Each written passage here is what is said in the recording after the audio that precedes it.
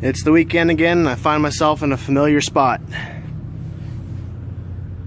And strangely, some unfamiliar weather. This winter finally showed up. It's about 24 degrees outside and sunny, but it's supposed to have some snow here in the next couple days. But weather regardless, I'd like to take a chance to do a little video journal entry on the discussion of the topic of mental toughness and doing things that you don't necessarily want to do, things that don't excite you, but are necessary and are worthwhile. This on shift, I'm working Friday through Tuesday, and that's the Friday before Christmas. Christmas is Monday and Tuesday, so I'm working Christmas 12-hour days all the way through. And that's not something that's exciting or invigorating or something that you want to do. Oh, I want to go to work, but it's necessary. The job I work is a 24-hour, 365-day manned facility. This data centers we support medical hospitals and keep people alive. There are lives in those data centers, in those ones and zeros that are being processed through that equipment. And running these generators each weekend, load testing them, making sure they're ready to rock and roll whenever we need them, is part of that job, part of what I do here. But working the Christmas shift, you know, I got vacation, I could take PTO, but I don't. And that's on purpose. It's not out of it's not because I don't have seniority. It's not because I don't have it to use.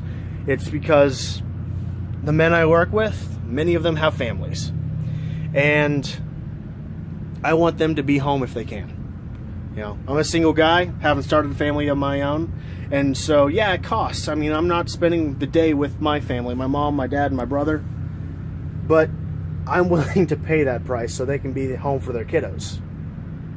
Cost. Working the weekends, working Christmas, it's not fun. It's not something I want to do. But it's a necessary burden to supply the resources of this facility to other facilities that are saving lives.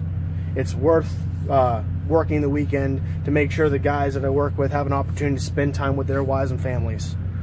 And it's worthwhile to make sure that in action, I practice a lifestyle of remembering that it's not just about me and what I want. There's other people, there's other needs. So there's other people with the same needs as me, and trying to find a balance for that work.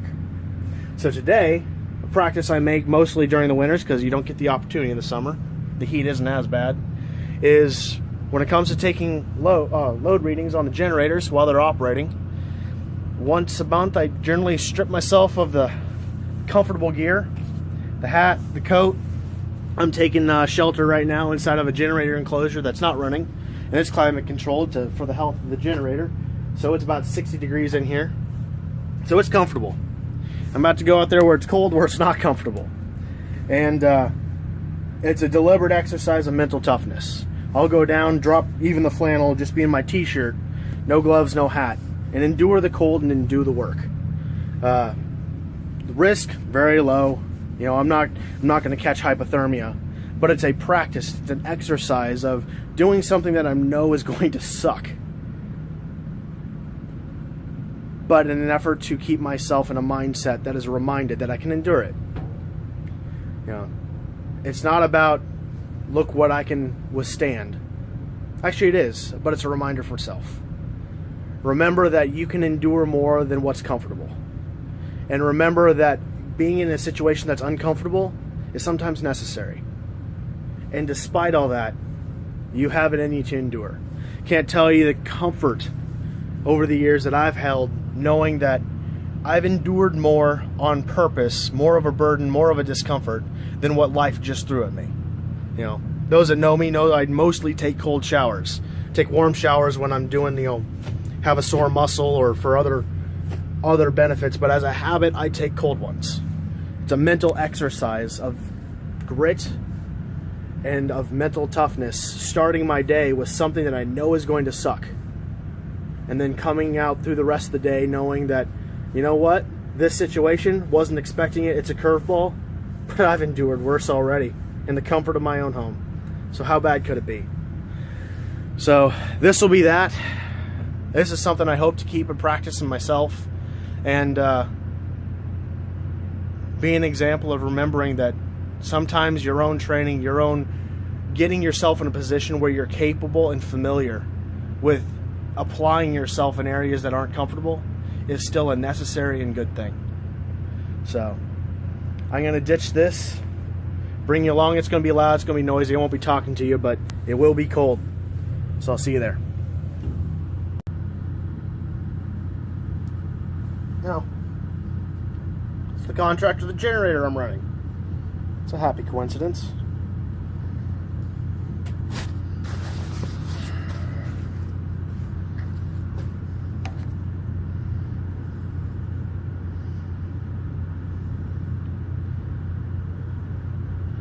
It's about all the environmental protection I'm wearing for the next 5 or so minutes.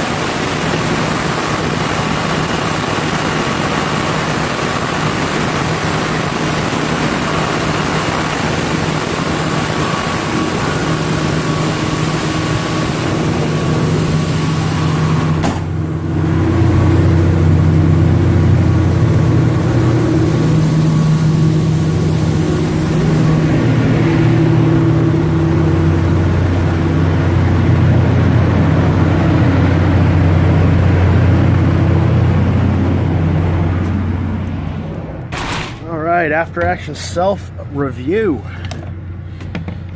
As far as normal performance, if I was wearing the rest of the gear that would have protected me from the elements, that was unsatisfactory.